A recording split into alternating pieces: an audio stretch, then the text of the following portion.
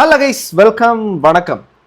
ഞാൻ നിങ്ങളടുത്ത് കുറച്ച് ദിവസം മുമ്പ് തന്നെ പറഞ്ഞിട്ടുണ്ടായിരുന്നില്ലേ, ഇതിനകത്ത് ചില പരിപാടികളൊക്കെ എന്തൊക്കെയോ നടക്കുന്നു എന്നൊരു ഒരു സൂചന പോലെ പലരും കമൻറ്റ് ബോക്സിൽ തന്നെ കമൻറ്റ് ചെയ്തിട്ടുണ്ടായിരുന്നു. എന്താ ഇങ്ങനെ?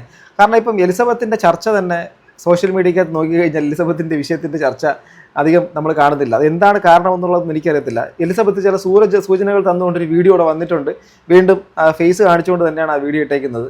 എന്തായിരുന്നാലും അതിൻ്റെ എന്താ സംഭവം എന്ന് പറയുന്നത് നമുക്ക് നോക്കാം. എന്നിട്ട് നമുക്ക് ചില കാര്യങ്ങളും കൂടി ഇതിനകത്ത് പറഞ്ഞു തന്നെ പോവാം. ഓക്കെ, നമുക്ക് ആദ്യം കേൾക്കാം. ഹായ്, എലിസബത്താണ്. ആക്ച്വലി സേഫാണ് ഇതുവരെ. പിന്നെ എല്ലാവരും ഫേസ് കാണിച്ചിട്ടുള്ള വീഡിയോ ഇടണം എന്നൊക്കെ പറഞ്ഞു. ഞാൻ പറഞ്ഞല്ലോ, കുറേ റെസ്ട്രിക്ഷൻസ് ഉണ്ട്. അതുകൊണ്ട് കുറേ കാര്യങ്ങൾ എനിക്ക് നേരിട്ട് പറയാൻ പറ്റുന്നില്ല. പക്ഷെ നിങ്ങൾ ഒരു കാര്യം ഇവിടെ തന്നെ ഉറപ്പിച്ച് എനിക്ക് പറയാൻ വേണ്ടിയിട്ട് പറ്റുമെന്ന് വെച്ചാൽ, റെസ്ട്രിക്ഷൻസ് വരുന്നത് വെച്ച് കഴിഞ്ഞാൽ ലീഗലായിട്ട് മൂവ് ചെയ്തിട്ടുണ്ട് മാത്രമാണ്. അതുകൊണ്ടാണ് ആ ഒരു കാര്യത്തിൻ്റെ അകത്തൊന്നും സംസാരിക്കാൻ വേണ്ടിയിട്ട് പറ്റാത്തത് എന്ന് പറയുന്നുണ്ട്. അത് ഇനി നമുക്ക് ഊഹിക്കുന്നതല്ല, അത് തന്നെയാണ് സത്യം.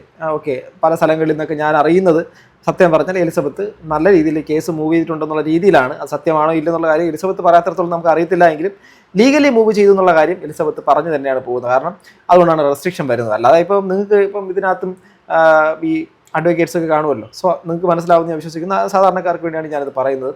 സോ ബാക്കി കേൾക്കാം.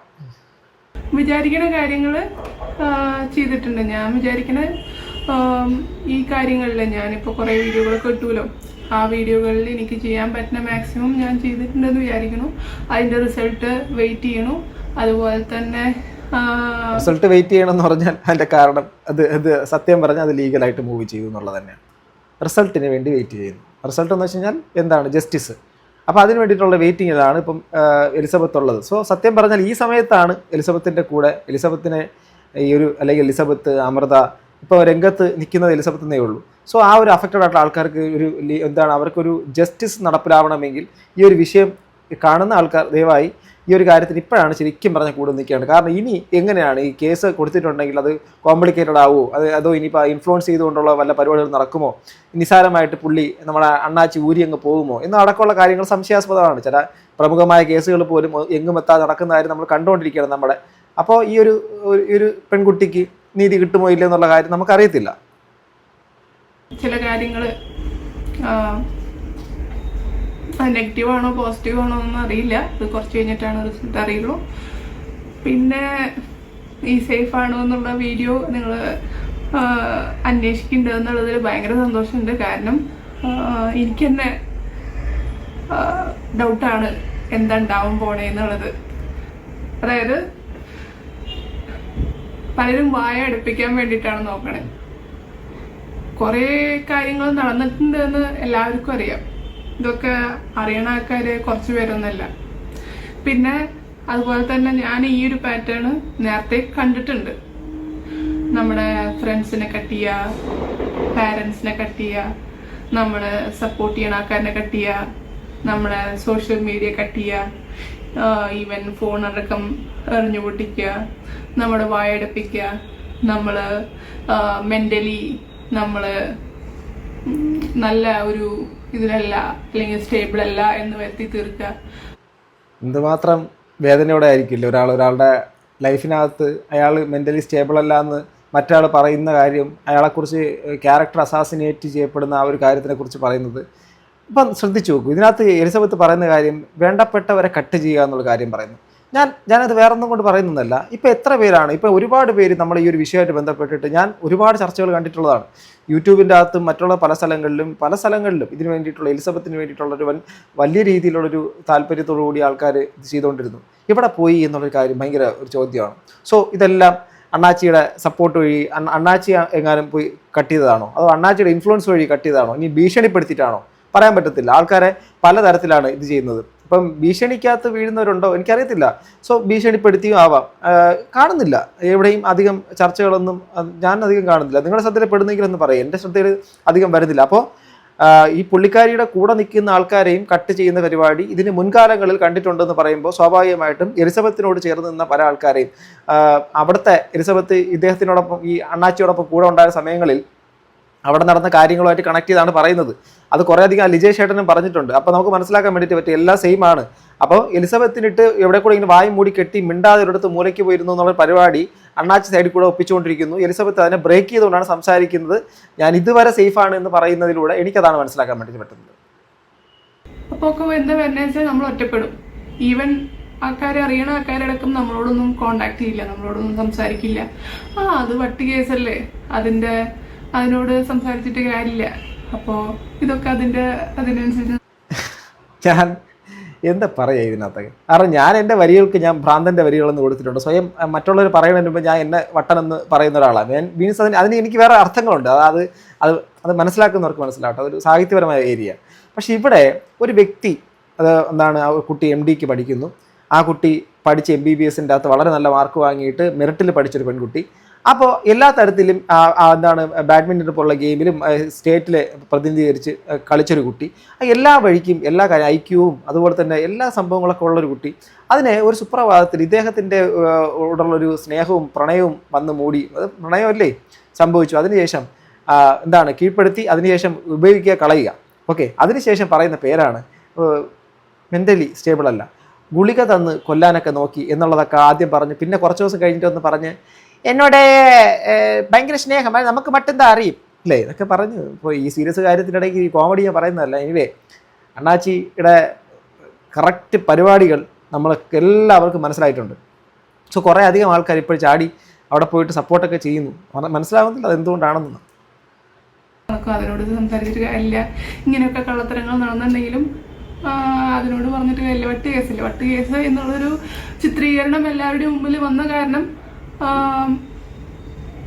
അതിനെ ആ ഒരു പാറ്റേൺ വീണ്ടും ഇത് പക്ഷെ കുറച്ചും കൂടി കൂടുതൽ ആൾക്കാരിൽ എത്തിയിട്ടുണ്ട്. അപ്പോൾ ആ ഈ ഒരു പാറ്റേൺ ഇങ്ങനെ സപ്പോർട്ട് സിസ്റ്റം ഓരോന്ന് ഇങ്ങനെ വെട്ടിക്കുറച്ചിട്ട് എത്രമാത്രം വായമൂടി, അതുപോലെ തന്നെ എത്രമാത്രം നമ്മളതിനെ പഴയ പോലെ ഇപ്പം ഞാൻ അവെയറാണ്. മുമ്പ് ഞാൻ അവെയർ ആയിരുന്നില്ല. മുമ്പ് ഞാൻ അതൊക്കെ സ്നേഹം കൊണ്ടാണ് എന്ന് ഒരു ഇതുണ്ടായിരുന്നു, പോസിറ്റീവ്നെസ്, സ്നേഹം എന്നൊക്കെ ഉള്ള ഒരു വിചാരം ഉണ്ടായിരുന്നു.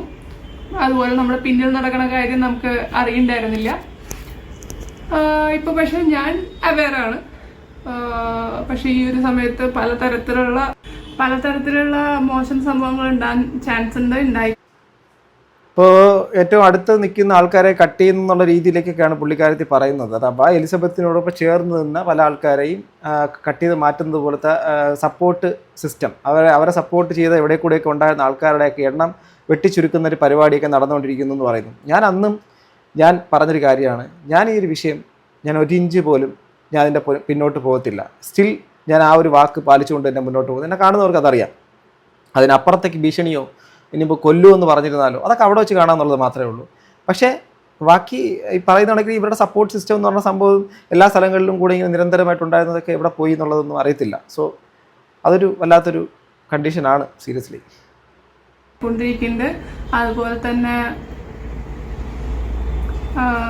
എന്തുമാത്രം എനിക്ക് ഞാൻ ഫൈറ്റ് ചെയ്യാൻ തന്നെയാണ് വിചാരിച്ചത്. ബട്ട് ഞാൻ എന്ന് പറഞ്ഞാൽ അത്ര വലിയൊരാളല്ല, ഇൻഫ്ലുവൻസ് തീരെ ഇല്ലാത്ത ആളാണ്. എൻ്റെ കുടുംബത്തിൽ തന്നെ അങ്ങനെ ഇൻഫ്ലുവൻസ് എന്ന് പറഞ്ഞൊരു സാധനം ഇല്ല.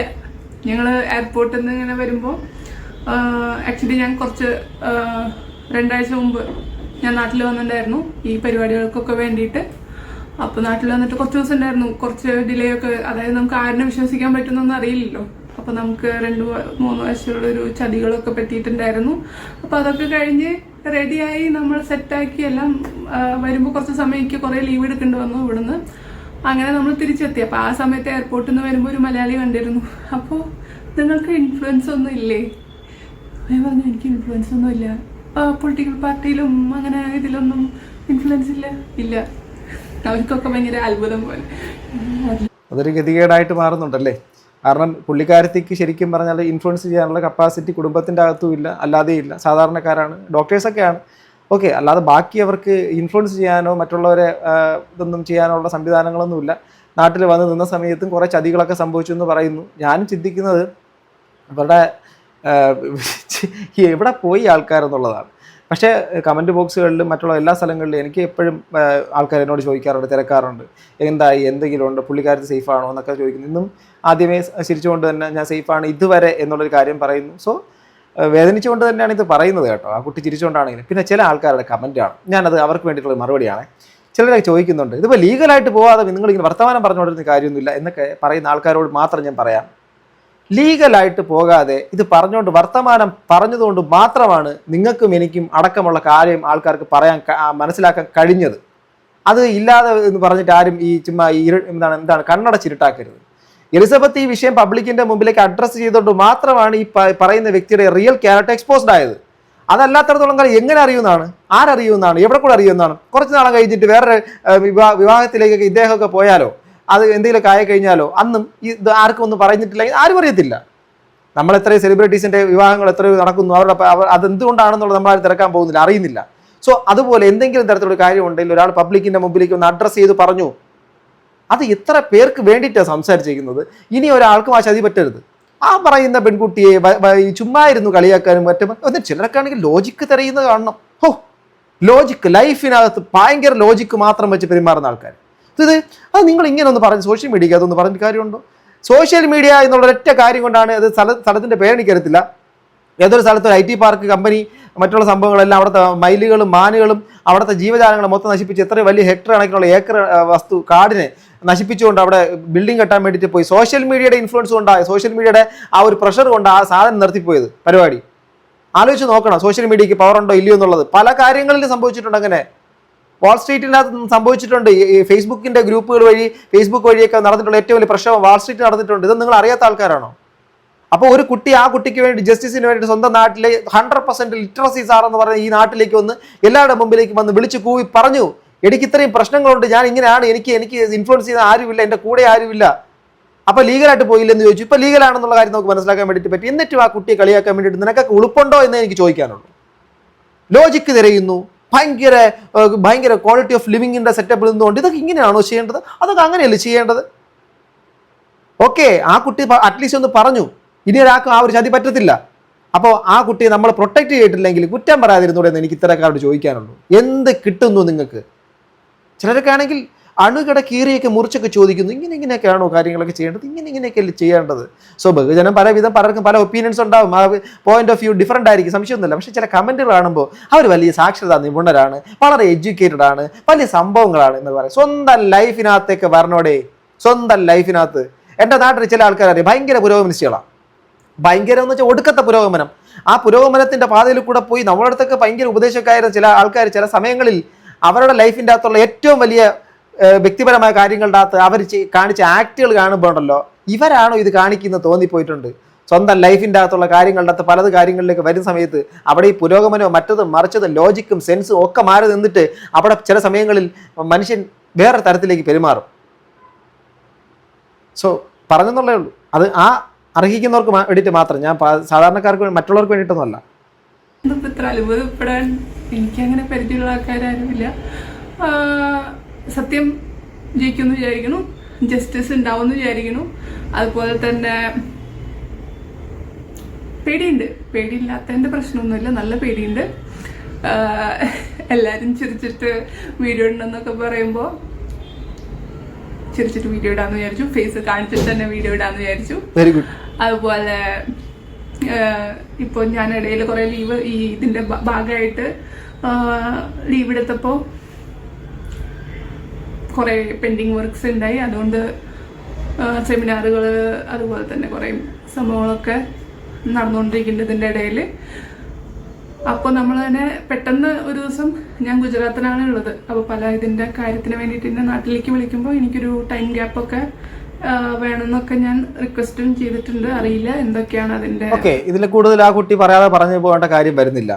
നാട്ടിലേക്ക് ഇനി ഇതിൻ്റെ കാര്യമായിട്ട് ആവശ്യമായിട്ട് വിളിക്കേണ്ടി വരുവാണെങ്കിൽ ടൈം ഗ്യാപ്പിൻ്റെ സംഭവങ്ങളും അവിടെ പഠിക്കുന്ന കാര്യങ്ങളൊക്കെയാണ്. ഇപ്പോൾ ഗുജറാത്തിലാണുള്ളത്. നാട്ടിൽ ഈ വിഷയങ്ങൾക്ക് വേണ്ടിയിട്ട് അതിന് വേണ്ടിയിട്ട് വന്നിരുന്നു. ആ കുട്ടി ഒരു കാര്യം വളരെ ക്ലവർ ആൻഡ് ബോൾഡായിട്ട് എല്ലാ കാര്യം ചെയ്തു. എന്നറിയാമോ?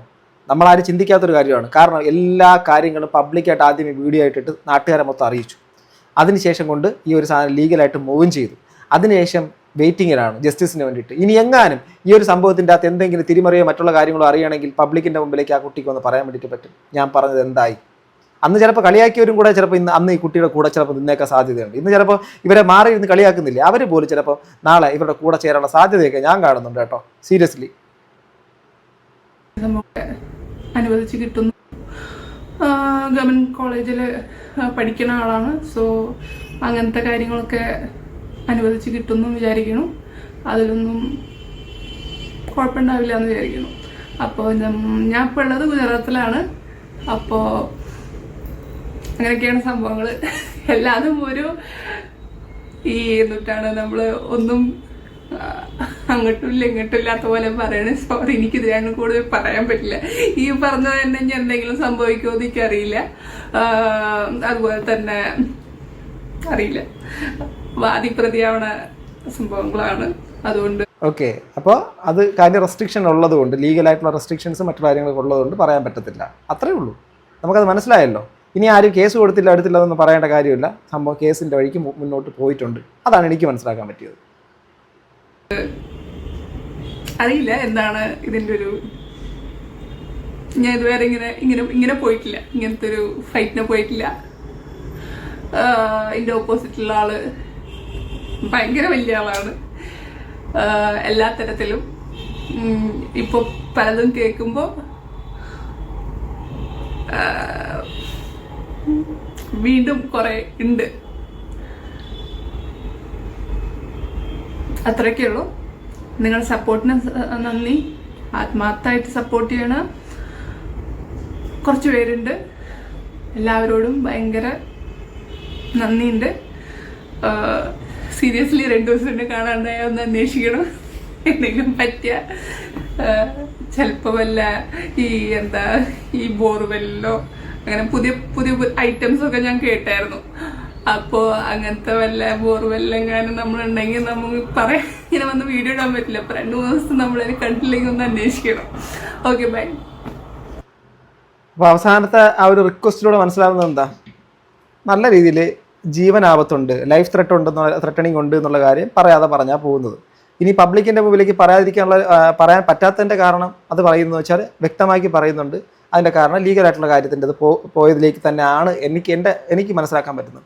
പ്രധാനമായിട്ട് പറഞ്ഞതിനകത്ത് അവരെ ഇന്ന് സപ്പോർട്ട് ചെയ്ത പല ആൾക്കാരും അവർ സപ്പോർട്ട് ചെയ്യുന്നില്ല എന്ന്, പല വ്യക്തികളും കൂടെ നിന്നിട്ട് ചതിച്ചു എന്നുള്ളതൊക്കെയാണ് പറയുന്നത്. അത് എന്താണ് കാര്യം എന്നുള്ള കാര്യം നമുക്കറിയത്തില്ല. സോ ഇങ്ങനെയൊക്കെയാണ് കുറേ അധികം ഇപ്പോൾ ഈ ഒരു എലിസബത്ത് പറയുന്നതിലൂടെ മനസ്സിലാക്കാൻ പറ്റുന്നത്. ഞാൻ എൻ്റെ ചാനലിൽ എലിസബത്തിൻ്റെ വിഷയം മാത്രം അറിയാൻ വേണ്ടിയിട്ട് സബ്സ്ക്രൈബ് ചെയ്തിരിക്കുന്ന ആൾക്കാരുണ്ട്. അവർക്ക് ഞാൻ മറ്റ് വിഷയങ്ങൾ ചെയ്യുന്ന സമയത്ത് എൻ്റെ അടുത്ത് ഭിന്ന അഭിപ്രായങ്ങളോ രൂക്ഷമായ വിമർശനങ്ങളോ ഉണ്ടെങ്കിൽ നിങ്ങളത് അങ്ങനെ കാണിക്കുക. മൂപ്പാതി കാണിച്ച് ശരിയല്ല, അത് മറ്റ് വിഷയം. പക്ഷേ ഈ വിഷയത്തിൽ ആ ഒരു യുണാനിമസ് ആയിട്ട് യുണൈറ്റഡ് ആയിട്ട് നിന്നുകൊണ്ട് ഈ ഒരു കാര്യത്തിന് ആ കുട്ടിയോടൊപ്പം നമ്മൾ സപ്പോർട്ട് ചെയ്യുക തന്നെ വേണം എന്നുള്ളത് മാത്രമേ എനിക്കിപ്പോൾ പറയാനുള്ളൂ. ബാക്കി എന്തായിരുന്നാലും 2 ദിവസം കണ്ടില്ലെങ്കിൽ വന്ന് അന്വേഷിക്കണമെന്ന് ആ കുട്ടി വീണ്ടും പറഞ്ഞേക്കുവാണ്. ചിരിച്ചുകൊണ്ട് എല്ലാവരും സംസാരിക്കണമെന്ന് പറഞ്ഞുകൊണ്ട് അവിടെ ഒരു യാന്ത്രികമായ ചിരിയൊക്കെ അവിടെ കാണാൻ വേണ്ടിയിട്ട് പറ്റി. സോ വിൽ സി ബാക്കി എന്തൊക്കെ പരിപാടികൾ വരുന്നുണ്ട് എന്നുള്ള കാര്യം എനിക്ക് മനസ്സിലാവുന്നുണ്ട്. സോ കാത്തിരുന്ന് തന്നെ കാണാം. നിങ്ങളുടെ അഭിപ്രായം കമന്റ് ബോക്സിൽ രേഖപ്പെടുത്താം. അടുത്തൊരു വീഡിയോ വീണ്ടും റൈസ് ബൈ.